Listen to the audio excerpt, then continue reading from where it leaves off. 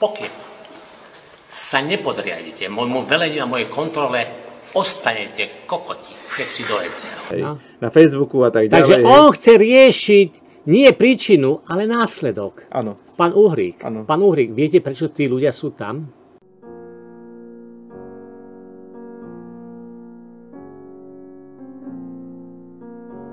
Viete, prečo tí ľudia sú tam? Pretože tento režim ich tam dal. Tento režim, ktorý oraboval tento národ, ich tam dal.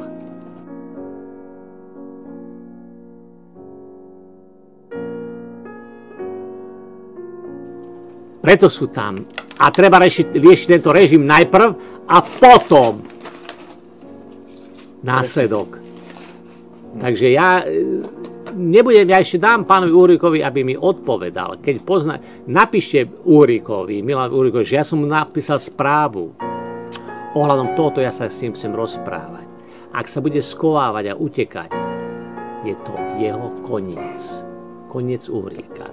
Asi bude musieť sformovať intelekt Milana Uhríka, ale keď bude utekať, tak potom bude niečo iné, pán Uhrík. Takže neutekajte, pán Uhrík, máte správu na vašom Facebooku, že som vám povedal, chcem o tomto s vami spraviť rozhovor, takže ja nič nebudem na vás ešte hovoriť, nič.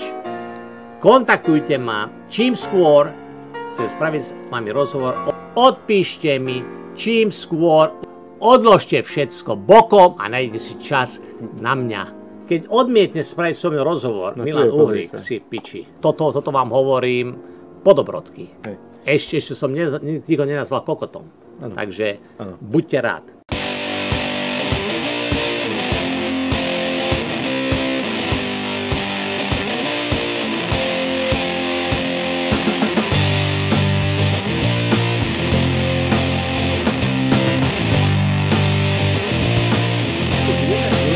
Tak počkajte, tak je Sunday night live from New York, it's Sunday night. Je nedeľa večer naživo z New Yorku and we are the two wild and crazy guys from Czechoslovakia. We live dangerously. My žijeme nebezpečne. Život, ktorý nie je žitý v nebezpečenstve, nie je hodný žitia. My nie sme poserovia, že len sa od nebezpečia preč hovno. Tam, kde je nebezpečie, tam sme my. Two wild and crazy guys from Czechoslovakia. Toto je balíček. Ďakujem. Ďaká, no pozri. Počkaj. Pozri, čo som dostal. Krásne. Toto je ako Vianoce. Toto je ako... No počkaj, tu máš list, prečítaj list. Neviem, počkaj, chcem, aby sme meno čítali a ja zatiaľ vyberiem obsah. Keď nechce meno čítať... Počkaj, toto je tvoj list, toto je Martinko. Tu nám píše Ľubomír do Sabinova. No čítaj. Šeminský. Tak Heil Vasky. Hi, meine Jugend. Keďže od vládnych garnitúr sa nikdy nedočkáš takého ocenenia, dovolujem si za tvoj verný Vasky Jugend a tvoj priateľ vyznamenať najvyšším radom za službu vlasti. To ti poslal také vyznamenanie asi. No, dostal som vyznamenanie za službu... ukáž to. Ale... No, a tu máš vyznamenanie, pozri sa, nejaké československé, za službu vlasti, pozri. Československé, za službu vlasti. Potom to ešte napotím, dobre? Československo. Dobre, tak to je krásne niečo, takže počkaj, aby to ľudia videli. Áno, počkaj. Aby to takto. Tu máš ešte aj nálepky SK na auto. Československé. Počkaj, aby to bolo... Vidieť, neviem, či je to... Ja to musím, lebo ja som dal manuálne zaostrovanie, vieš. No tak áno, manuálne zaostrovanie. Ja to potom nafotím, dáme to tam na stránku ku nám, dobre? Dobre, takže počkaj, toto si dám... Tu má vyznamenanie. Za službu vlasti. Za službu vlasti. Budem nosiť, keď som dostal od fanúšikov, dobre. Tak ideme na toho Uhríka, alebo na koho teraz? Tak dajme tú ženu najprv z Kanady, čo nám volala. A čo chceš s ňou? No tak nech si to vypočujú ľudia, že toto sú ozajstní ľudia, pre ktorých my bojujeme. Takíto ľudia. Nie ľudia, ktorí ako Uhrík, ktorý je úplne od ozajstného sveta. Toto by mal Milan Uhrík počúvať. A zdá sa normálny, inteligentný. A on chce vyhadzovať bezdomovcov? Tak moment. o čom to tu Magore? Však to si pustíme Úrika neskôršie. Teraz tu si dáme túto ženu z Kanady, Slovenku z Kanady. Ale Úrik, on... No nevieš, ale ja som mu povedal, ja som si spravil rozhovor, teraz som mu napísal do správy, že nech ohľadom tohoto, že si chce spraviť rozhovor ohľadom tohoto, tejto pičoviny, čo tu Magori o vyhadzovaní bezdomovcov.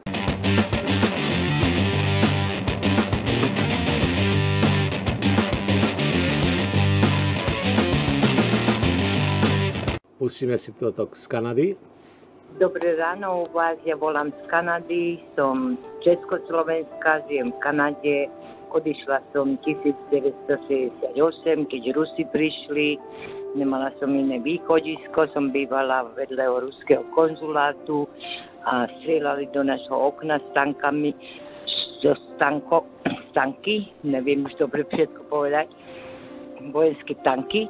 A keby ma brat nebol strhol dole, tak by som bola mŕtva. Tak sme emigrovali do Kanady a ja dostávam správy od vás, lebo som subscribovala na všetky české, slovenské, maďarské, všetky stanice a držím vám palce. Aj si poplačem. Som rada, že niekto bojuje, lebo moji súrodenci všetci bývajú na Slovensku. Rudolf Valský z Ameriky, veľmi sympatický, dobrý človek. Potom Martin Daňo, ja vás sledujem, ja mám 960 videí, čo som vybrala to najviac a ja mám všetky vaše videá. Takže pozerám hodiny a hodiny a vám držím palce. Prajem vám všetko najbližšie. Nech vám Pán Boh vedie pravde a pravde a pravde. Ďakujem pekne. Georgina Zimová. Po moji súrodenci, ešte my sme 8 detí, len 3 sme v Kanade. Ostatní všetci žijú, jeden žije v Čechách, lebo tam robil pani, tak tam zostal, keď sa to rozdelilo. A ostatní žijú v Bratislave, v Galante, v Trnave a trpia jak kone, nemajú čo jesť, ledva žijú. A všetko kúkam, jak sa ľudia hádzu pod vlak a to je hrozné niečo. Bo držím vám palce, lebo ja verím Boha, celý život som bola veriaca a viem, že Boh vyhrá, lebo on je najväčší sudca na celom svete. No, prosím, to je naša diváčka z Kanady, áno, však mám všade, po celom svete. A títo ľudia sa chystajú prísť, keď toto začne. To bude džihad, sveta vojna. Áno, lebo títo hajzli budú tak utekať. To je iba jedna z tisícov, čo nám tu chodia listy, vieš, lebo niekto zavolá, niekto tam pošle list, e-mail. Nechcú aj zverejňovať listy. A tak počkaj, ja ti prečítam, pozri, čo prišlo tu dneska, hej. Ja tu mám pripravené, hej, pozri, počkaj, takže tak, 2.22. Pozri, tu napísal tiež, pozri sem, čo sa stalo. Dobrý deň, takže tak, som čisto nový fanúšik, podporovateľ. O existencii vašej činnosti som sa dozvedela len pred niekoľkými dňami prostredníctvom internetu, hej. Píše Simona. Za 4 dní som stihla pozrieť dosť vašich videí a musím povedať, že som nevedela, že či sa má smiať alebo plakať, hej, nad skutočnosťami, ktoré sa tu a tak ďalej. Tu si čítaj, čo píše. Ja osobne som odišla za lepšou budúcnosťou do zahraničia už pred 20 rokmi. A tiež by som sa s mojimi deťmi a manželom rada vrátila, pokiaľ by sa podmienky na Slovensku vylepšili. V roku 2008 sme to aj skúšali a vydržali sme iba 6 mesiacov. Rodina na Slovensku trie biedu, maminka v vdovskom dôchodku má 220 eur a žiadny iný príjem. Otca už nemám. Sestra študovala na pedagogickej fakulte v Banskej Bystrici, no už v 25 rokoch sa z nej stal invalidný dôchodca. Poškodila si chrbticu a chodila, a bol to výsledok neúspešnej samovraždy, hej? Lebo sa už vtedy pokúšala zabiť, hej? Síce je to už niekoľko rokov odtedy, bojíme sa o ňu, že sa pokúsi o samovraždu ešte raz, nakoľko je bez zamestnania. Invalidný dôchodok má úplne mizerný a má exekútora na krku. Do zahraničia bohužiaľ odísť nechce. Nalepila sa v BB na nejakú sektu nazývanú Milosť, hej? Lebo však tých je tam kvantu všelijakých po Slovensku a ešte ich aj zneužívajú. Žije v Brezne a situácia psychickej, fyzickej existencie je práve v tomto čase úplne kritická.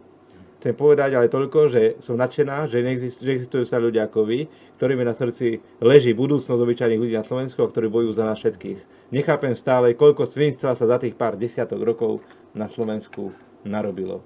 Prajem šťastie, srdečná vďaka za to všetko. Áno. A takýchto listov tu chodí denne už 5-10, hej. To nie je jeden za čas, hej. A tu ja teraz prišiel pred pár minútami, hej. Takže ľudia vidia, my sme jediní, ktorí si všíma túto biedu. My sme ako Danko a Matovič a Budaj, oni nevedia nič o biede, nič o mizérii, odrezaní od reality. Oni nevedia, všetko je v poriadku, čo on tam má 100 miliónov, tam sú milióny, si tam dostá hotovo. Ale táto bieda, čo tu je, oni nechcú riešiť teraz koho? Kaliňáka idú odvolávať. My odvolávať Kaliňáka. Do piči. Keď začnete riešiť biedu, prídete sami na to, že tu treba dole celý režim. To sa nedá napraviť režim, ale dať dole celý režim sa musí dať. A začať odznova. Vrátiť všetko späť narabované. A k tomu by prišli, keby začali riešiť biedu. K tomuto poznaniu by prišli, ale oni to... Ale kde sa o tom dozvedia, myslím. Hej. Takže... Tu sa pozri napríklad na toto. Hej. Teraz len kým si neprišiel. Dneska sme o tom hovorili. Pozri sem. A už tu máme. Tragédia v Bratislave, život 40-tníka vyjasol pod kolesami vlaku. Hororovú noc do soboty na nedeľu prežil. Bratislavský to nedokázal zabrzdiť pred vlakom na koľajniciach. Teraz pred koľajiskom zahynul na Einsteinovej ulici na nedeľu, dneska v noci. To je tá Einsteinová ulica? No, na Einsteinovej, to je tu, kde asi jak je Petržalka Einsteinova. Ja v Petržalke, no. Áno, tam, kde, vieš, kde je... Takže... Relax. No, takže v Petržalke bieda, mizeria, zúfalstvo, tak ľudia skačú po vlak zase. A to je dennodenne. To nie za každým je daný do novín, pretože oni majú zákaz toto zverejňovať, ale keď tam to veľa ľudí vidí, tak už to nemá zmysel tajiť. No. Presne, ale oni, vieš, aj ten Vyskupič sa strašne naštval, že sme na ňo robili to video teraz a začal tam zdieľať, že to není pravda o samovraždách, že tie štatistiky sú skoro rovnaké 10 rokov. Lenže, pán Vyskupič, tu sa manipuluje štatistikami na Slovensku. Presne tak. My ste mali šéfa zdravotníkov vo väznici a keď si väzeň podrezal žily alebo sa obesil, tak rýchlo zavolali sanitku a vyťahli ju vonku z väznice, aby nebola v štatistikách napríklad samovražda, hej, ale by bola vonku. A aj keď bola vonku, hej, tak niekedy to nebolo ani klasifikované ako samovražda, hej, že to bolo jak umrtie, hej, keď už bol starší, tak zobral tabletky, ani to nedali jak samovraždu. Tam sú nejaké... A ďalšia vec, čo Hazľové, že ak sa nenájde list na rozlúčku, a jak tento človek, ak nemá list na rozlúčku, nenechal, tak to bude evidované nie ako samovražda, ale ako nešťastie, náhoda. Vstúpil do kolajiska. Alebo neobjasnená smrť. Áno, vstúpil do kolajiska, nešťastie, prechádzal cez kolaje a zachytil vlak. Áno, presne. Áno, zachytil vlak. Takže Vyskupič je tak pretože tam nebol list na rozlúčku, alebo keď je aj list na rozlúčku a to telo je tak domanglované, no tak oni nebudú teraz ten list tam od krvi, od toto, zahodia to a povedia, nešťastná náhoda. Náhodou bol toto prechádzal cez kolajsko. Áno, a ho zachytil vlak. A žiadna štatistika to neukáže ako samovražda. Takto sa manipuluje. Samovražde 5-6 tisíc ľudí ročne spácha samovraždu, ale ukážu len 600 ľudí spáchalo samovraždu. Hajzli. A toto sa vie. Toto všetci vedia po celom Slovensku.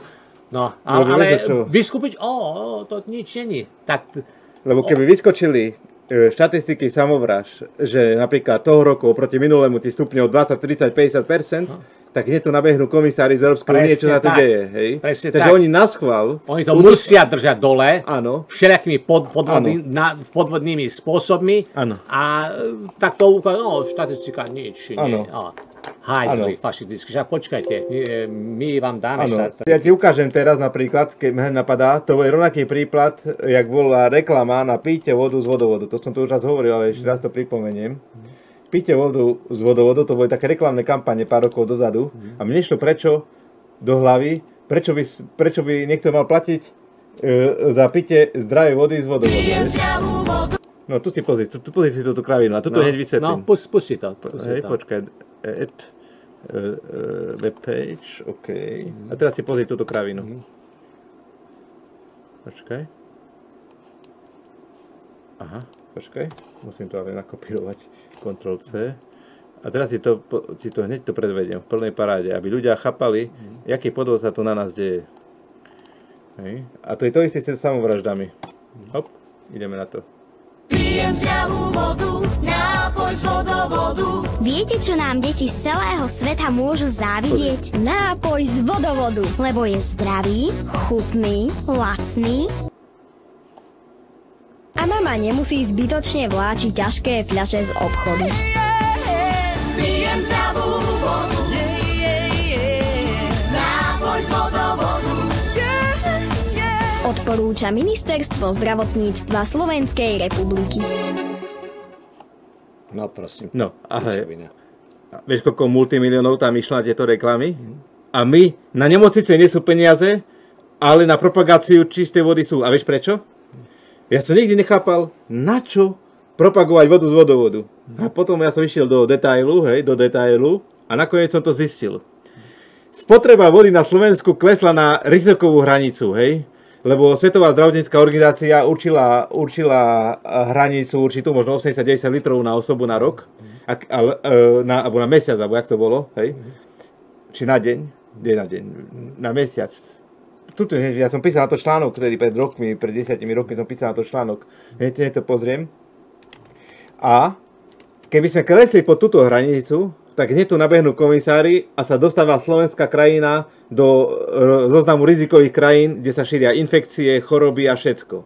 Tak oni vtedy, miesto toho, aby zlepšili životnú úroveň ľudí, aby ten chudák, čo nemá peniaze na vodu, lebo ľudia šetrili, dvaja sa kúpali vo vani, práli raz za mesiac, hej, tak radšej dali multimilióny do reklamy, že píte vodu z vodovodu, aby stúpla spotreba vody. Ale to bolo absolútne zbytočne vyhodené peniaze, hej? Lebo tá voda aj tak nestúpla. Pretože penziči čo robia? Umývajú riad, nevylejú tú vodu z riadu, si to dajú do kýbla a potom s tou špinavou vodou z riadu splachujú záchod.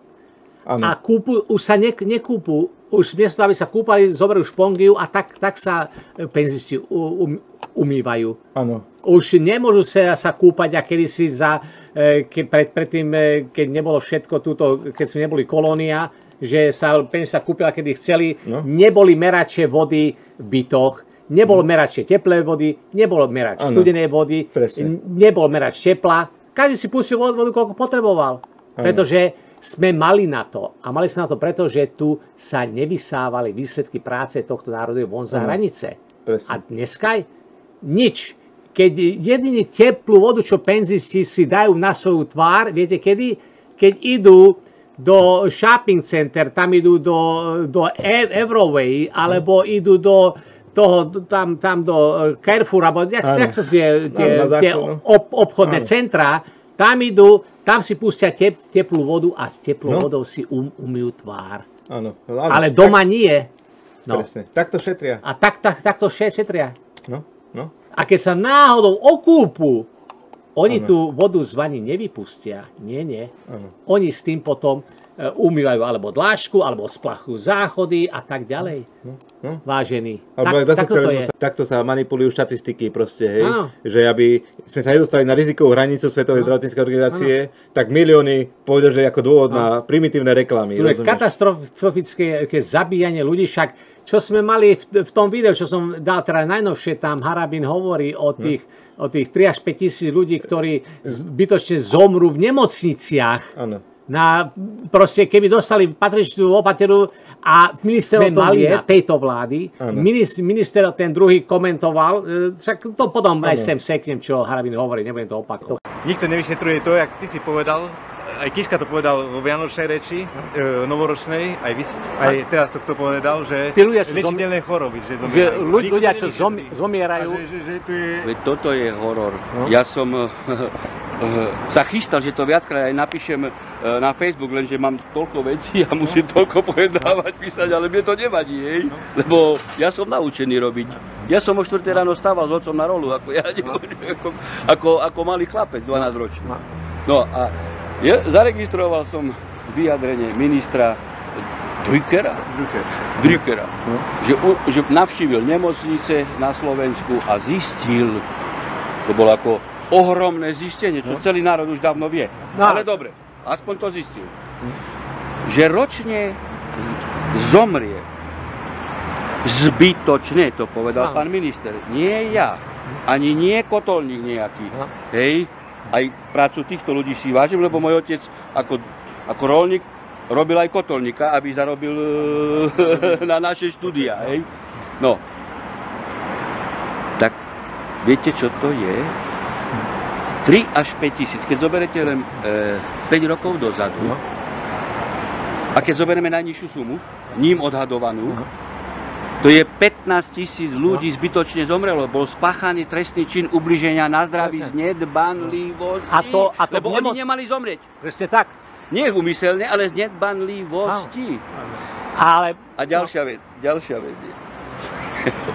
Na to nadväzuje vyjadrenie podpredsedu vlády, ministra financií, keď on toto povedal. Ministra Kažimíra, že peňazí v zdravotníctve je dosť, len sa nesmie kradnúť. To znamená, títo dvaja v symbióze povedali, že novia tej istej vlády v tom istom časovom období, že 15 000 ľudí zomrelo len preto, lebo oni, politici, kradnú peniaze v zdravotníctve.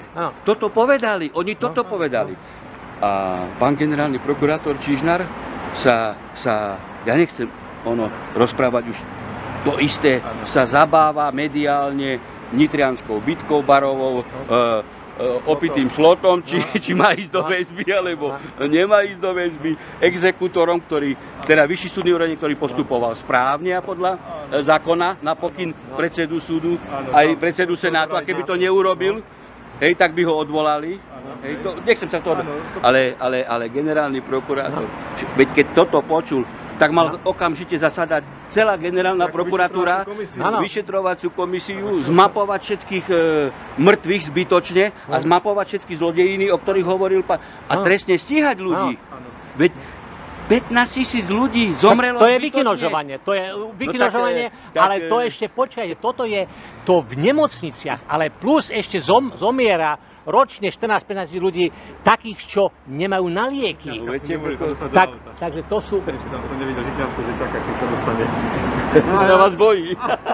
Takže tu je proste vykinožovanie. Tu uvedený národ do takých životných podmienok, kde dochádza k vykinožovaniu. Práva, keď povie minister a druhý minister, že zbytočne zomreli, nie je to úmyselný trestný čin, ale z nedbanlivosti. Hej, je to smrť spôsobená ubližením na zdraví z nedbanlivosti. Áno. Teda trestný čin ubliženia na zdraví, nedbanlivosti s následkom smrti. Áno. Hej, na to je paragraf. Tak ako na to je osobitný. A ešte v takom veľkom rozsahu a druhý minister povie, že nemuseli zomrieť, keby tam nekradli. Keby nekradli. Takže sa to je. A tu sa nič nedeje. Tu sa nič nedeje. No tak to nie sú fašistické metódy. Toto nie sú fašistické totálny metódy. fašizmus. Genocída. To je genocída. Toto nie sú fašistické metódy. Keď niekto krádne peniaze, ktoré by mali ľudí normálnych, tých najchudobnejších liečiť. Áno, presne. A zabrániť smrti. Tebe by chcel zobrať v rodine, zbytočne. Idem ja. Takéto veci sa tu dejú. Zabíjajú ľudí tu, doháňajú k samovraždám, ale štatistiky nezvyšujú sa. Áno, nezvyšujú sa, pretože vy ich manipulujete, tie štatistiky. Jak tento, čo teraz sa zabil v Petržalke. Teraz sa zabil. On to nebude štatistika, pretože nebol list za rožku, tak čo? Bola samovražda? Nie, to bola nehoda. Išiel náhodou cez kolaisko a vlak ho zachytil. No, nehoda. Nie sa vražda, nehoda. Hej? A biskup je tak sprostý, že on ešte bude s tebou diskutovať, lebo ja som pozeral tie jeho diskusie, hej, že Slovensko nie je na tom tak zle, lebo že štatistika samovrážd je približne rovnaká ako za minulé roky, hej. Hajzel. Fašistický hajzel, biskupič. To je úplne človek odrezaný od reality, hej. Áno. A vôbec jeho pravda nezaujíma. Jeho nezaujíma pravda.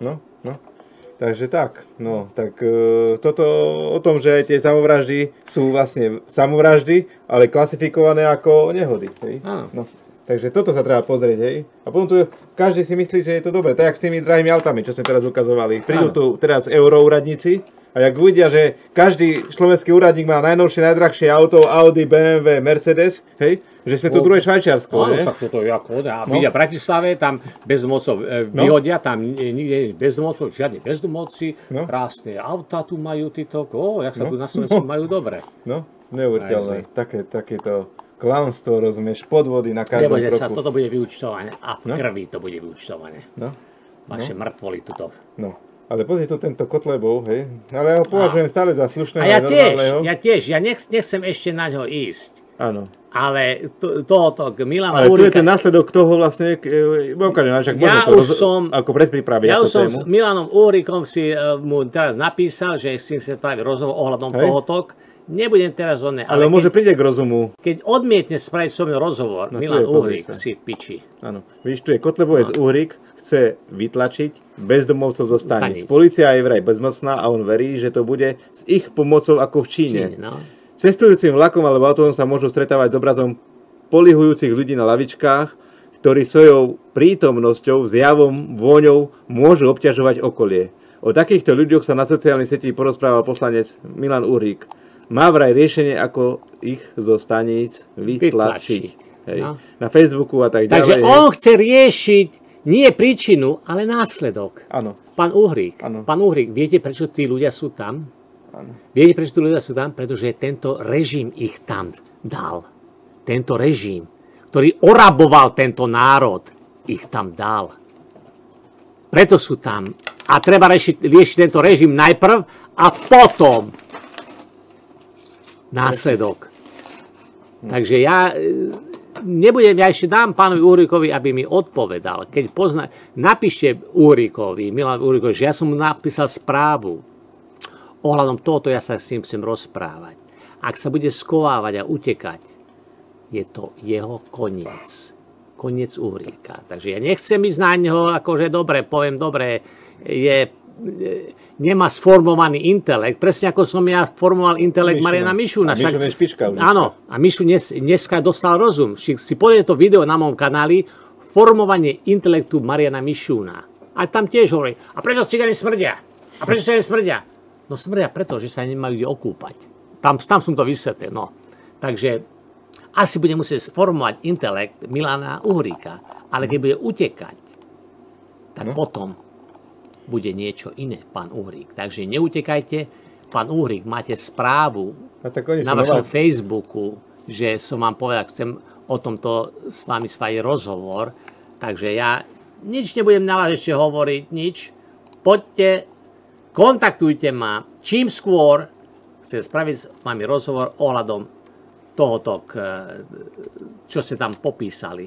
Ale ja neviem, kde je to na Facebooku, lebo ja som v priateľstve, ale tam to nemá toto ohľadom tých bezdomovcov. Tak ja neviem, či to niekto vymyslel, alebo to dal preč, neviem. Ale tak či tak, pán Uhrík, máte správu, tam som vám napísal, odpíšte mi, čím skôr, už nepovedal, nemám čas, nájdite si čas.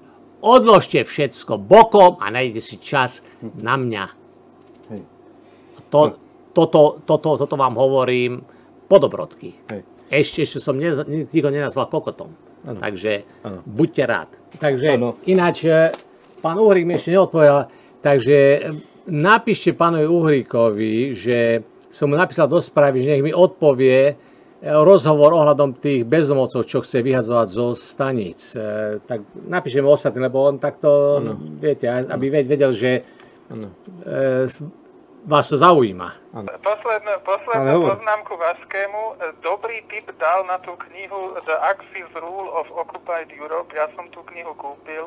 Je to super záležitosť. Takže tam si človek naozaj všimne, že aké sú paralely medzi fašistickým Nemeckom a terajškom. A to naozaj, a to dobovo. Lebo nie, že to, čo nám oni stále interpretujú, že taký bol zlý fašizmus, taký bol zlý fašizmus, a čo ja viem čo. Nie. To, čo sa teraz deje, to sme tu už raz mali. Áno, a to sa len zopakovalo.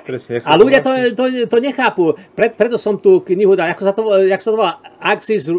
Mám tú knihu. Axis Rule of Occupied Europe. Áno, Axis Rule... Od Rafaela Lemkina. Áno, Rafael Lemkin.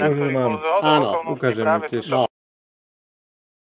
Ľudí, týchto fašistov, a tuto v Norimbergu boli obesení. Boli ľudia obesení za také správanie. Ako teraz vidíme zase v Únii, teraz budú tam mlátiť po Grékoch a po kom, každého osočovať. Presne. To presne to isté. Tu ukážeme tú knižku ľuďom, že keď nech si študujú. No, na túto knižku, keď si vie zohnať, tam ukážeme. No, a preto vlastne, keď sa robila konvencia o genocíde, tie plány, čo sa tam boli na vykinožovanie obsadených teritóriu, lebo tamto spravili taký malý plán, že nebudú naraz všetky vykinožovať, ale len časť národa, malú časť národa vystavia systematickú vykinožovaniu a takto celé národy vykinožia, ale po častiach. A toto sa tu dneska deje.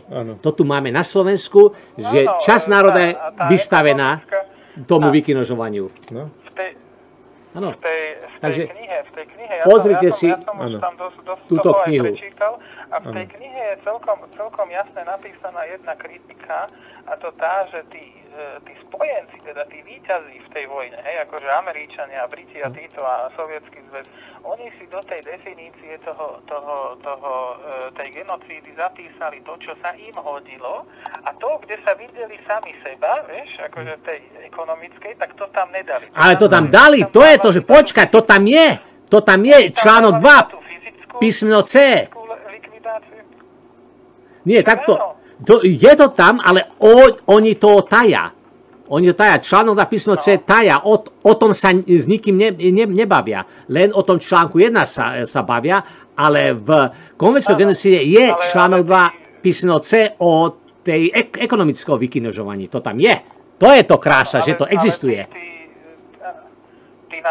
Tí nacisti, čo boli tuto odsúdení, boli odsúdení iba za to fyzické. Áno, to článok 1, podľa článku 1 boli odsúdení, pretože oni nikdy sa nedostali k realizácii toho plánu, pretože prehrali vojnu. Ale to malo byť zavedené po vyhratí vojny. Tu majú genocíde pozíciu štátnu knižku. Áno. Dobre knižky má ten Lemkin, no. Áno, a Genocide, Convention of Genocide, no. A preto tam bolo zamontované. To ešte z tej doby, on to napísal. Áno. On to napísal vtedy ešte počas druhej svetovej vojny. Áno. Takže...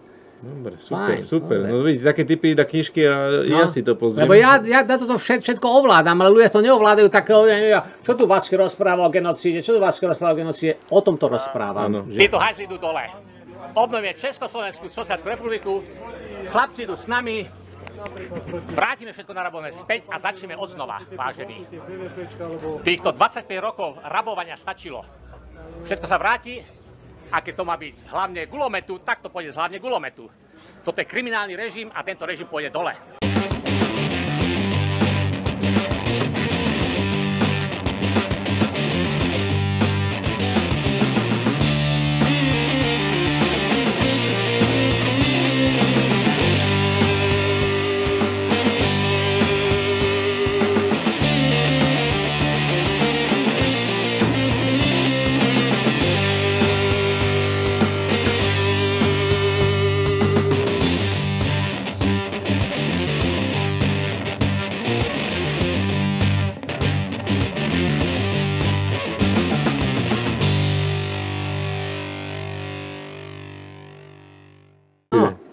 Hej.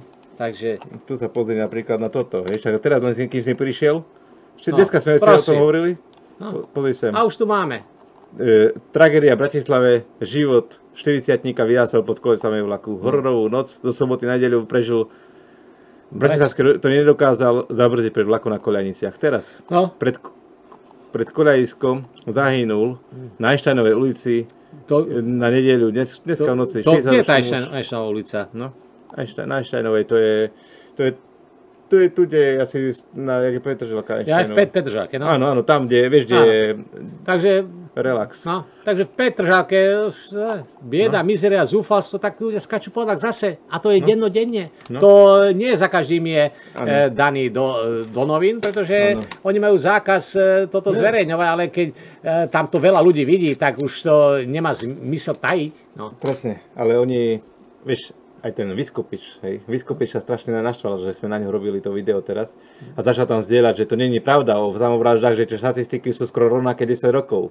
Lenže, pán Vyskupič, tu sa manipuluje štatistikami na Slovensku. Presne, tak. My ste mali šéfa zdravotníkov vo väznici a keď si väzeň podrezal žily alebo sa obesil, tak rýchlo zavolali sanitku a vyťahli ju vonku z väznice, aby nebola v štatistikách napríklad samovražda, hej, ale by bola vonku. A aj keď bola vonku, hej, tak niekedy to nebolo ani klasifikované ako samovražda, hej, že to bolo jak umrtie, hej, keď už bol starší, tak zobral tabletky, ani to nedali jak samovraždu. Tam sú nejaké... A ďalšia vec, čo Hazlové, že ak sa nenájde list na rozlúčku, a jak tento človek, ak nemá list na rozlúčku, nenechal, tak to bude evidované nie ako samovražda, ale ako nešťastie, náhoda. Vstúpil do kolaiska. Alebo neobjasnená smrť. Áno, vstúpil do kolaiska, nešťastie, prechádzal cez kolaje a zachytil vlak. Áno, presne. Áno, zachytil vlak. Takže Vyskupič... Pretože tam nebol list na rozlúčku, alebo keď aj list na rozlúčku a to telo je tak domanglované, no tak oni nebudú teraz ten list tam od krvi, od toho, zahodia to a povedia, nešťastná náhoda. Náhodou bol toto prechádzal cez kolaisko. Áno, a ho zachytil vlak. A žiadna štatistike to neukáže ako samovražda. Takto sa manipuluje. Samovražde 5-6 tisíc ľudí ročne spácha samovraždu, ale ukážu len 600 ľudí spáchalo samovraždu. Hajzli. A toto sa vie. Toto všetci vedia po celom Slovensku. No, ale Vyskupič, to nič není. Lebo keby vyskočili štatistiky samovražd, že napríklad toho roku oproti minulému ti stupne o 20, 30, 50%, tak hneď tu nabehnú komisári z Európskej únie, čo sa tu deje. Hej? Takže oni naschvál... Oni to musia držať dole všelijakými podvodnými spôsobmi a tak to ukáže, štatistika nič. Hajzli, fašisticky. Počkajte, my vám dáme štatistika. Ja ti ukážem teraz napríklad, keď ma napadá, to je rovnaký príklad, jak bola reklama na píte vodu z vodovodu. To som tu už raz hovoril, ale ešte raz to pripomeniem. Píte vodu z vodovodu, to boli také reklamné kampane pár rokov dozadu a mne šlo do hlavy, prečo by niekto mal platiť za pitie zdravej vody z vodovodu. No tu si pozri, si túto kravinu a tu hneď vysvetlím. No, pusti to. Počkaj. Webpage, OK. A teraz si pozri túto kravinu. Počkaj. Aha, počkaj. Musím to ale nakopírovať. Ctrl-C. A teraz ti to hneď predvediem v plnej paráde, aby ľudia chápali, aký podvod sa tu na nás deje. Hej. A to je to isté s samovraždami. Hop, ideme na to. Pijem zdravú vodu, nápoj z vodovodu. Viete, čo nám deti z celého sveta môžu závidieť? Nápoj z vodovodu, lebo je zdravý, chutný, lacný. A mama nemusí zbytočne vláčiť ťažké fľaše z obchodu. Pijem zdravú vodu, nápoj z vodovodu. Odporúča Ministerstvo zdravotníctva Slovenskej republiky. No prosím. No, ale vieš, koľko multimiliónov tam išlo na tieto reklamy? A my, na nemocnice nie sú peniaze, ale na propagáciu čistej vody sú. A vieš prečo? Ja som nikdy nechápal, na čo propagovať vodu z vodovodu. A potom ja som išiel do detailu a nakoniec som to zistil. Spotreba vody na Slovensku klesla na rizikovú hranicu, hej? Lebo Svetová zdravotnícka organizácia určila hranicu určitú, možno 80-90 litrov na osobu na rok, alebo na mesiac, alebo jak to bolo, hej? Či na deň? Na mesiac. Tuto, ja som písal na to článok, ktorý pred 10 rokmi som písal na to článok. Hneď to pozriem. A keby sme klesli pod túto hranicu, tak hneď tu nabehnú komisári a sa dostáva slovenská krajina do zoznamu rizikových krajín, kde sa šíria infekcie, choroby a všetko. Tak oni vtedy, miesto toho, aby zlepšili životnú úroveň ľudí, aby ten chudák, čo nemá peniaze na vodu, lebo ľudia šetrili, dvaja sa kúpali vo vani, práli raz za mesiac, hej, tak radšej dali multimilióny do reklamy, že píte vodu z vodovodu, aby stúpla spotreba vody. Ale to bolo absolútne zbytočne vyhodené peniaze, hej, lebo tá voda aj tak nestúpla. Pretože penziči, čo robia? Umývajú riad, nevylejú tú vodu z riadu, si to dajú do kýbla a potom s tou špinavou vodou z riadu splachujú záchod. Ano. A už sa nekúpu, už miesto, aby sa kúpali, zoberú špongiu a tak sa penzisti umývajú. Ano. Už nemôžu sa kúpať, a kedysi predtým, keď nebolo všetko túto, keď sme neboli kolónia, že sa penzisti kúpila, kedy chceli, neboli merače vody v bytoch, nebolo merače teplej vody, nebolo merač studenej vody, nebol merač tepla. každý si pustil vodu, koľko potreboval. Pretože sme mali na to. A mali sme na to preto, že tu sa nevysávali výsledky práce tohto národu von za hranice. A dneska nič. Keď jedine teplú vodu, čo penzisti si dajú na svoju tvár, viete kedy? Keď idú do shopping center, tam idú do Euroway, alebo idú do toho, tam do Carrefour, alebo jak sa tie obchodné centra, tam idú, tam si pustia teplú vodu a s teplou vodou si umyjú tvár. Ale doma nie. Presne, takto šetria. A takto šetria. No. A keď sa náhodou okúpu, oni tú vodu z vany nevypustia. Nie. Oni s tým potom umývajú alebo dlášku, alebo splachujú záchody a tak ďalej. Vážení. Takto sa manipulujú štatistiky proste, hej. Že aby sme sa nedostali na rizikovú hranicu Svetovej zdravotníckej organizácie, tak milióny pôjde ako dôvod na primitívne reklamy. To je katastrofické zabíjanie ľudí, však čo sme mali v tom videu, čo som dal teda najnovšie, tam Harabin hovorí o tých 3 až 5 tisíc ľudí, ktorí zbytočne zomrú v nemocniciach.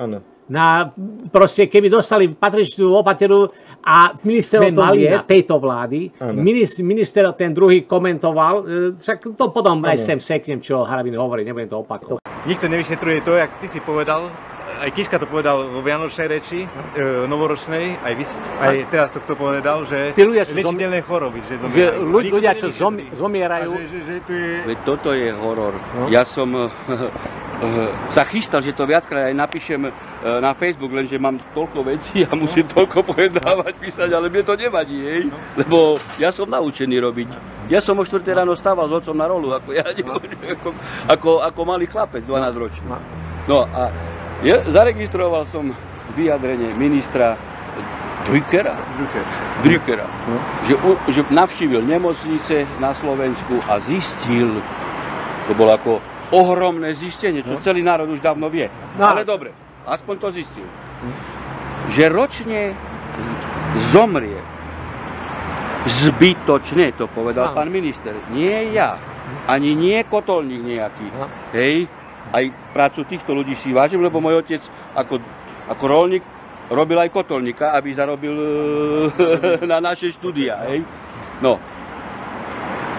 tak viete, čo to je? 3 až 5 tisíc. Keď zoberete len 5 rokov dozadu, a keď zoberieme najnižšiu sumu, ním odhadovanú, to je 15 000 ľudí zbytočne zomrelo. Bol spáchaný trestný čin ubliženia na zdraví z nedbanlivosti, lebo oni nemali zomrieť. Presne tak. Nie úmyselne, ale z nedbanlivosti. A ďalšia vec je. Na to nadväzuje vyjadrenie podpredsedu vlády, ministra financií, keď on toto povedal. Ministra Kažimíra, že peňazí v zdravotníctve je dosť, len sa nesmie kradnúť. To znamená, títo dvaja v symbióze povedali, že novia tej istej vlády v tom istom časovom období, že 15 000 ľudí zomrelo len preto, lebo oni, politici, kradnú peniaze v zdravotníctve. Toto povedali, oni toto povedali.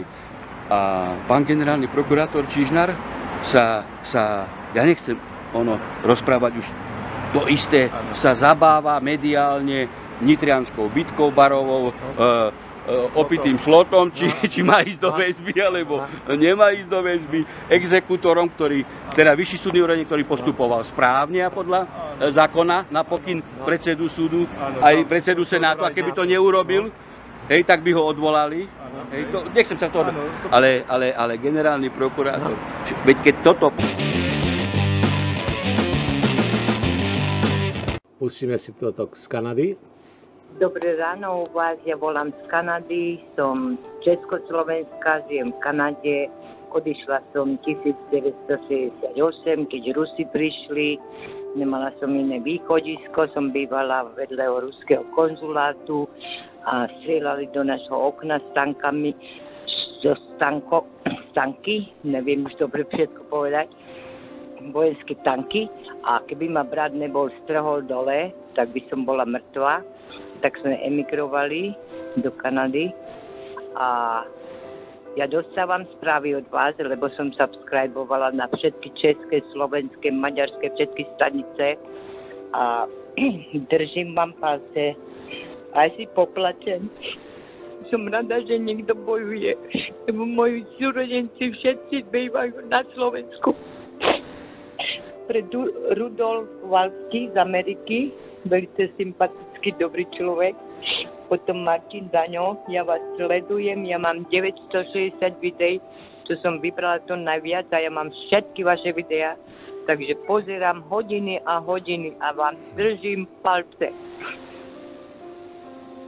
Prajem vám všetko najbližšie. Nech vám Pán Boh vedie pravde a pravde a pravde. Ďakujem pekne. Georgina Zimová. Bo moji súrodenci, ešte my sme 8 detí, len 3 sme v Kanade. Ostatní všetci žijú, jeden žije v Čechách, lebo tam robil pani, tak tam zostal, keď sa to rozdelilo. A ostatní žijú v Bratislave, v Galante, v Trnave a trpia jak kone, nemajú čo jesť, ledva žijú. A všetko kúkam, jak sa ľudia hádzu pod vlak a to je hrozné niečo. Bo držím vám palce, lebo ja verím Boha. Celý život som bola veriaca a viem, že Boh vyhrá, lebo on je najväčší sudca na celom svete. No, prosím, to je naša diváčka z Kanady. Áno, však mám všade, po celom svete. A títo ľudia sa chystajú prísť. Keď toto začne, to bude džihad, sveta vojna. Áno, lebo títo hajzy budú tak utekať. To je iba jedna z tisícov, čo nám tu chodia listy, vieš, lebo niekto zavolá, niekto tam pošle list, e-mail. Nechcú aj zverejňovať listy. A tak počkaj, ja ti prečítam, pozri, čo prišlo tu dneska, hej. Ja tu mám pripravené, hej, pozri, počkaj, takže tak, 2.22. Pozri, tu napísal tiež, pozri sem, čo sa stalo. Dobrý deň, takže tak, som čisto nový fanúšik, podporovateľ. O existencii vašej činnosti som sa dozvedela len pred niekoľkými dňami prostredníctvom internetu, hej. Píše Simona. Za 4 dní som stihla pozrieť dosť vašich videí a musím povedať, že som nevedela, že či sa má smiať alebo plakať, hej, nad skutočnosťami, ktoré sa tu a tak ďalej. Aj tu si čítaj, čo píše. Ja osobne som odišla za lepšou budúcnosťou do zahraničia už pred 20 rokmi. A tiež by som sa s mojimi deťmi a manželom rada vrátila, pokiaľ by sa podmienky na Slovensku vylepšili. V roku 2008 sme to aj skúšali a vydržali sme iba 6 mesiacov. Rodina na Slovensku trie biedu, maminka v vdovskom dôchodku má 220 eur a žiadny iný príjem. Otca už nemám. Sestra študovala na pedagogickej fakulte v Banskej Bystrici, no už v 25 rokoch sa z nej stal invalidný dôchodca. Poškodila si chrbticu a chodila, a bol to výsledok neúspešnej samovraždy, hej? Lebo sa už vtedy pokúšala zabiť, hej? Síce je to už niekoľko rokov odtedy, bojíme sa o ňu, že sa pokúsi o samovraždu ešte raz, nakoľko je bez zamestnania. Invalidný dôchodok má úplne mizerný a má exekútora na krku. Do zahraničia bohužiaľ odísť nechce. Nalepila sa v blbuje na nejakú sektu nazývanú Milosť, hej? Lebo však tých je tam kvantu všelijakých po Slovensku a ešte ich aj zneužívajú. Žije v Brezne a situácia psychickej, fyzickej existencie je práve v tomto čase úplne kritická. Chcem povedať ale toľko, že som nadšená, že existujú sa ľudia ako vy, ktorým je na srdci leží budúcnosť obyčajných ľudí na Slovensku a ktorí bojujú za nás všetkých. Nechápem stále, koľko svinstva sa za tých pár desiatok rokov na Slovensku narobilo. Prajem šťastie, srdečná vďaka za to všetko. Áno. A takýchto listov tu chodí denne už 5-10, hej. To nie je jeden za čas, hej. A tu ja teraz prišiel pred pár minútami. No. Takže ľudia vidia, my sme jediní, ktorý si všíma túto biedu. My sme ako Danko a Matovič a Budaj. Oni nevedia nič o biede, nič o mizérii, nič. Oni nevedia, všetko je v poriadku, čo on tam má 100 miliónov, tam sú milióny, si tam dostá hotovo. Ale táto bieda, čo tu je, oni chcú riešiť teraz koho? Kaliňáka idú odvolávať. My odvolávať Kaliňáka. Do piči. Keď začnete riešiť biedu, prídete sami na to, že tu treba dole celý režim. To sa nedá napraviť režim, ale dať dole celý režim sa musí dať. A začať odznova. Vrátiť všetko späť narabované. A k tomu by prišli, keby začali riešiť biedu. K tomuto poznaniu by prišli, ale oni to... Kde sa o tom dozvedia? Počul, tak mal okamžite zasadať celá generálna prokuratúra, vyšetrovaciu komisiu, zmapovať všetkých mŕtvych zbytočne a zmapovať všetky zlodejiny, o ktorých hovoril pán, a trestne stíhať ľudí. Veď 15 000 ľudí zomrelo. To je vykinožovanie, ale to ešte, počkajte, toto je to v nemocniciach, ale plus ešte zomiera ročne 14-15 ľudí takých, čo nemajú na lieky. Takže to sú... Tam som nevidel Žitňansku, že taká, keď sa dostane. Ja vás bojí. Takže tu je proste vykinožovanie. Tu je uvedený národ do takých životných podmienok, kde dochádza k vykinožovaniu. Práva, keď povie minister a druhý minister, že zbytočne zomreli, nie je to úmyselný trestný čin, ale z nedbanlivosti. Hej, je to smrť spôsobená ubližením na zdraví z nedbanlivosti. Áno. Teda trestný čin ubliženia na zdraví, nedbanlivosti s následkom smrti. Áno. Hej, na to je paragraf. Tak ako na to je osobitný. A ešte v takom veľkom rozsahu a druhý minister povie, že nemuseli zomrieť, keby tam nekradli. Keby nekradli. Takže sa to vie. A tu sa nič nedieje. Tu sa nič nedieje. No tak to nie sú fašistické metódy. Áno. Toto nie sú fašistické Totálny metódy. fašizmus. Genocída. To je genocída. Toto nie sú fašistické metódy. Keď niekto krádne peniaze, ktoré by mali ľudí normálnych, tých najchudobnejších liečiť. Áno. Presne. A zabrániť smrti. Tebe nechcel zobrať v rodine, zbytočne. Idem ja. Takéto veci sa tu dejú. Zabíjajú ľudí tu, doháňajú k samovraždám, ale štatistiky nezvyšujú sa. Áno, nezvyšujú sa, pretože vy ich manipulujete, tie štatistiky. Jak tento, čo teraz sa zabil v Petržáke. Teraz sa zabil. On to nebude štatistika, pretože nebol list za rožku, tak čo? Bola samovražda? Nie, to bola nehoda. Išiel náhodou cez kolaisko a vlak ho zachytil. No, nehoda. Nie samovražda, nehoda. Hej? A Biskup je tak sprostý, že on ešte bude s tebou diskutovať, lebo ja som pozeral tie jeho diskusie, hej, že Slovensko nie je na tom tak zle, lebo že štatistika samovrážd je približne rovnaká ako za minulé roky. Hej? Hajzel. Fašistický hajzel, Biskupič. To je úplne človek odrezaný od reality, hej? Áno. A vôbec jeho pravda nezaujíma. Jeho nezaujíma pravda. Takže tak, toto o tom, že aj tie samovraždy sú vlastne samovraždy, ale klasifikované ako nehody, hej? Takže toto sa treba pozrieť, hej? A potom tu každý si myslí, že je to dobré, tak jak s tými drahými autami, čo sme teraz ukazovali. Prídu tu teraz euroúradníci a jak uvidia, že každý slovenský úradník má najnovšie, najdrahšie auto, Audi, BMW, Mercedes, hej? Že sme tu druhé Švajčiarsko, áno, však toto je ako, a vidia v Bratislave, tam bezdomocov vyhodia, tam nikde bezdomocov, žiadne bezdomovci, krásne auta tu majú títo, jak sa tu na Slovensku majú dobre. Neuveriteľné, takéto klaunstvo, rozumieš, podvody na každom kroku. Sa, toto bude vyúčtované a v krvi to bude vyúčtované. Vaše mŕtvoly tuto. Ale pozri tu tento Kotlebov, hej, ale ja ho považujem stále za slušného a ja tiež, nechcem ešte na ňo ísť. Áno. Ale tohoto Milana Úrika... Ale tu je ten následok toho vlastne, ako predprípravy. Ja už som s Milanom Úrikom mu teraz napísal, že si spraví rozhovor ohľadom tohoto. Nebudem teraz ale môže príde k rozumu. Keď odmietne spraviť so mnou rozhovor, Milan Uhrík si piči. Áno. Vidíš, tu je Kotlebovec Uhrík, chce vytlačiť bezdomovcov zo staníc. Polícia je vraj bezmocná a on verí, že to bude s ich pomocou ako v Číne. Cestujúcim vlakom alebo autovom sa môžu stretávať s obrazom polihujúcich ľudí na lavičkách, ktorí svojou prítomnosťou, zjavom, vôňou môžu obťažovať okolie. O takýchto ľuďoch sa na sociálnej sieti porozprával poslanec Milan Uhrík. Má vraj riešenie, ako ich zo staníc vytlačiť. Na Facebooku a tak ďalej. Takže on chce riešiť nie príčinu, ale následok. Áno. Pán Uhrík, viete, prečo tí ľudia sú tam? Viete, prečo tí ľudia sú tam? Pretože tento režim ich tam dal. Tento režim, ktorý oraboval tento národ, ich tam dal. Preto sú tam. A treba riešiť tento režim najprv a potom následok. Takže ja ešte dám pánovi Uhríkovi, aby mi odpovedal. Keď napíšte Uhríkovi, Milan Uhríkovi, že ja som mu napísal správu. Ohľadom tohoto ja sa s ním chcem rozprávať. Ak sa bude skovávať a utekať, je to jeho koniec. Koniec Uhríka. Takže ja nechcem ísť na neho, akože dobre, poviem dobre, nemá sformovaný intelekt. Presne ako som ja formoval intelekt Mariana Mišuna. Mišun je špička. Áno, a Mišu dneska dostal rozum. Si pozrite to video na mojom kanáli, formovanie intelektu Mariana Mišúna. A tam tiež hovorí, a prečo cigáni smrdia? A prečo sa nesmrdia? No smrdia preto, že sa nemajú kde okúpať. Pokiaľ sa nepodriadite môjmu veleniu a mojej kontrole, ostanete kokoti, všetci do jedného. No? Na Facebooku a tak ďalej. Takže on chce riešiť nie príčinu, ale následok. Áno. Pán Uhrík, Áno. Pán Uhrík, viete, prečo tí ľudia sú tam?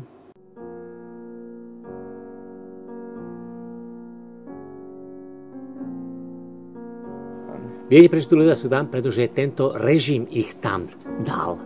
Tento režim, ktorý oraboval tento národ, ich tam dal.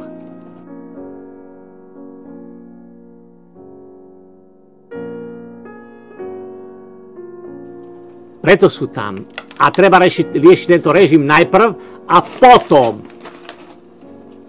následok. Takže ja ešte dám pánovi Uhríkovi, aby mi odpovedal. Keď napíšte Uhríkovi, Milan Uhríkovi, že ja som mu napísal správu. Ohľadom tohoto ja sa s ním chcem rozprávať. Ak sa bude skovávať a utekať, je to jeho koniec. Koniec Uhríka.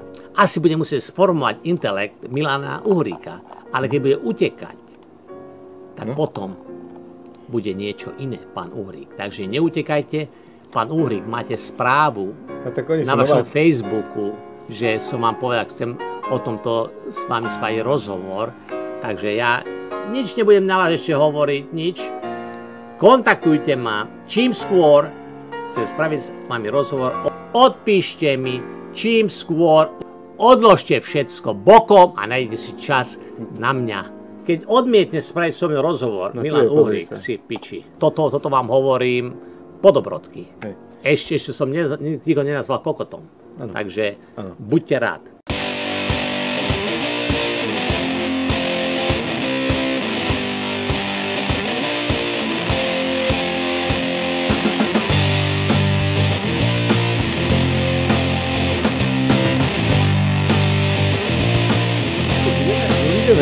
Tak počkajte, tak je Sunday night, live from New York, it's Sunday night. Je nedeľa večer naživo z New Yorku and we are the two wild and crazy guys from Czechoslovakia. We live dangerously. My žijeme nebezpečne. Život, ktorý nie je žitý v nebezpečenstve, nie je hodný žitia. My nie sme poserovia, že len sa od nebezpečia preč hovno. Tam, kde je nebezpečie, tam sme my. Two wild and crazy guys from Czechoslovakia. Toto je balíček. Ďakujem. Ďaká, no pozri. Počkaj.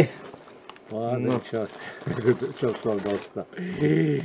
Krásne. Toto je ako Vianoce. Toto je ako... No počkaj, tu máš list, prečítaj list. Nie, počkaj, či chcem, aby sme meno čítali a ja zatiaľ vyberiem obsah. Keď nechce meno čítať. Počkaj, toto je tvoj list. Toto je Martinko. Tu nám píše Ľubomír zo Sabinova. No čítaj. Šeminsky. Tak Heil Vasky.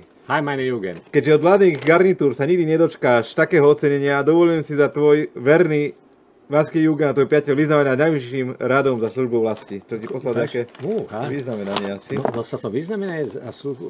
Lukáš to. Ale... No. A tu máš vyznamenanie, pozri sa, nejaké československé, za službu vlasti, pozri. Československé, za službu vlasti. Potom to ešte napotím, dobre? Československo.